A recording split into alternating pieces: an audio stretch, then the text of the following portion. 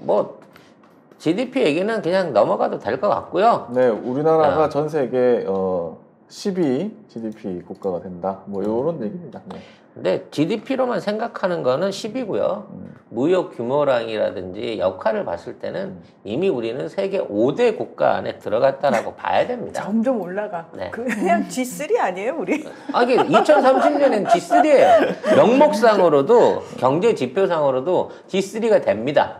그러니까 그런 발표가 나오니까 2030년에는 성장률이 줄어든다라고 성장률 제로. 성장률 제로다라고 그걸 쓰고 있는데 30년까지 우리 성장률은 세계 최고 수준이 된다는 얘기는 쏙 빼줘 얘들은. 그리고 요 보고서 보면 뭐 영국 컨설팅 업체 경제경영연구소인데 이 보고서 보면은 내년 그 성장률도 우리가 3점 몇 프로 해가지고 요즘 높아요. 영국이 우리한테 너무 잘해. 아, 영국만 잘하나요? 왜 이러세요? 아니 왜냐하면 이런 경제 지표나 이런 것들을 그 내놓는 주요 국가들이 있어요. 이게 전부 다 이제 세계 경제에 영향력을 미치는 국가들이죠. 한 군데가 이제 영국이었고, 그다음에 중국에서도 내지만 그건 아무도 신뢰 안 하니까 빼고, 일본에서도 이 비슷한 걸 내요. 근데 정작 미국에서는 이런 전망들을 잘 안 합니다. 왜냐면 미국은 이러한 전망들을 하는 회사들이 다 투자 회사들이야. 돈 장난치는 애들이라고. 그렇죠, 그렇죠. 그러니까 경기 나빠요 그래놓고 주식 사고, 그렇죠, 경기 맞아요. 좋아요 그래놓고 주식 파는 놈들이기 때문에 그런 쪽의 기관은 별로 신뢰를 안 해요. 근데 영국은 돈 장사를 하는 애들이기 때문에 실질적으로 세계 금융이라든지 경제의 흐름을 굉장히 전문적으로 잘 보고 있거든요.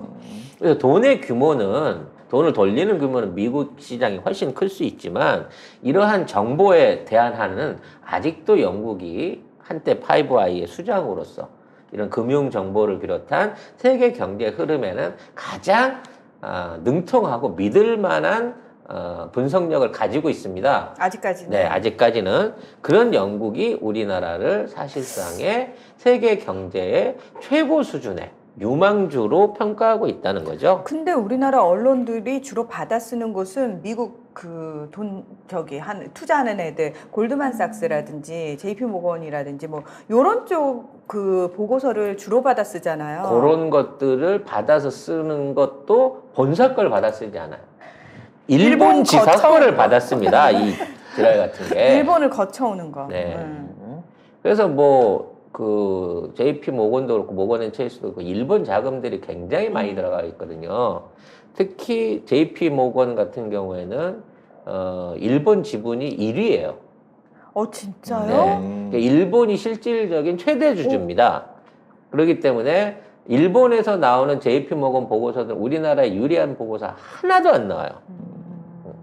그거를 갖다가 우리나라 경제 신문들이 받아서 갖고 우리 경제 안 좋다, 내년에 안 좋다, 반도체 경기 나쁘다, 뭐 개지랄을 떨고 있는 거죠. 뭐 문재인 대통령 내내 경제 망한다 했는데 안 망했네. 그러면서 그런 거죠. 아니 이 정도 농약을 치면 이게 죽어야 싹이 돼. 죽어야 다 죽어야 되는데, 되는데. 이 정도 밟았으면 죽어야 되는데 네. 한국 경제는 왜 이런데니? 라고 하고 있는 거죠, 결과적으로는. 그러냐면 니들이 너무 같은 농약을 수십 년간 쳐서 이제 우리 이제 안 속아. 내성이 생겼어, 내성이. 니들 거 아니고 이제. 그리고 지금 이제 우리 앞에 있는 국가들 중에 뭐 인도라든지 프랑스라든지 뭐 이런 나라들 같은, 특히 이제 인도가 주목을 받고 있어요. 내년도에 이제 프랑스를 제끼고 6위가 된다. 뭐 이런 얘기가 있고, 2030년도에 세계 3위가 된다. 우리랑 경쟁하는 거야. 우리가 인구 14억 국가하고 지금 5,500만 국가가 경쟁을 하고 있는 상황인 거예요. 근데 그때 가면 우리도 8천만 국가겠지만. 그렇지, 8천만 그렇죠. 명.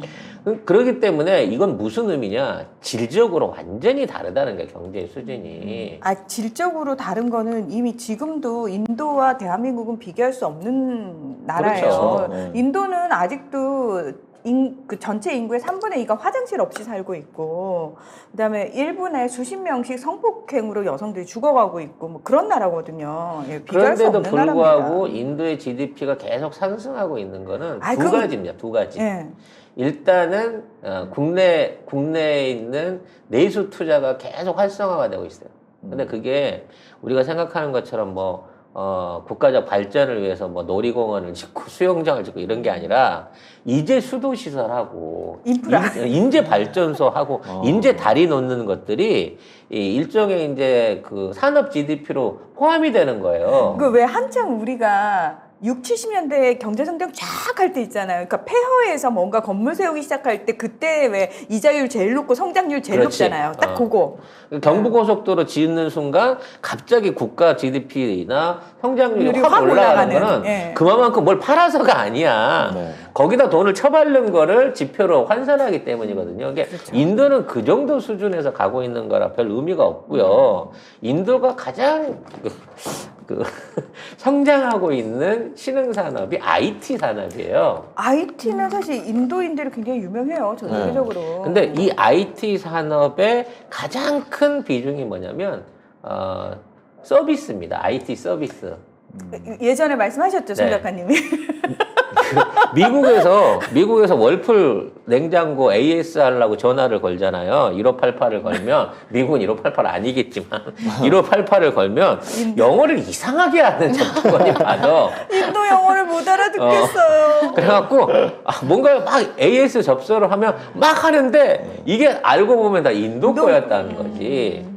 그래서 거기에서 받아가지고 그걸 접수해갖고 본사 알려주고 통보해주는 일종의 콜센터가 전부, 전 세계 콜센터가 전부 영국에 가 있는 거, 아니, 인도에 가 있는 거거든요. 인도도 그렇고 유럽도 그렇고, 미국도 그렇고 이런 데서 이런 것들을 해요. 근데 이게 나중에 뭐가 되냐? 콜센터 업무가 IT 업무가 돼 있는 겁니다. 그렇죠. 네. 근데 원래 인도 내에 IT 대학 중에 되게 유명한 대학이 하나 있어서 그 대학 출신들은 그 인도 국내보다는 미국 쪽으로 해외로 많이 가죠. 취업을 하죠. 미국으로 많이 가죠. 그런 사람도 또 취업도 잘하고. 잘해요. 네. 예, 왜냐면 미국 내 엔지니어들보다 값이 3분의 1밖에 안 되고 근데 스마트해요. 예, 거기 그리고 갈 정도면. 거기가 가는 애들 중에 절반이 말하자면 천민계층이거든. 사회적 배려자들이거든. 그러니까 인도는 정책적으로 천민들을 배려해주는 정책들, 그러니까 할당제가 있어요. 그래서 오히려 역차별 얘기가 나올 정도로. 그래서 인도에 대학을 가려면 겁나 부자로 잔디 깔아주고 가든가 아니면 겁나 천민으로 들어가고 뼈 빠지게 공부만 해갖고 성공해야 되는 거거든. 맞아요. 그런 애들이 미국으로 이제 스카우트 돼서 들어가면 신분제를 벗어나서 자기 가족들도 데리고 이민도 올 수 있고 시민권도 딸 수 있고 그렇단 말이야.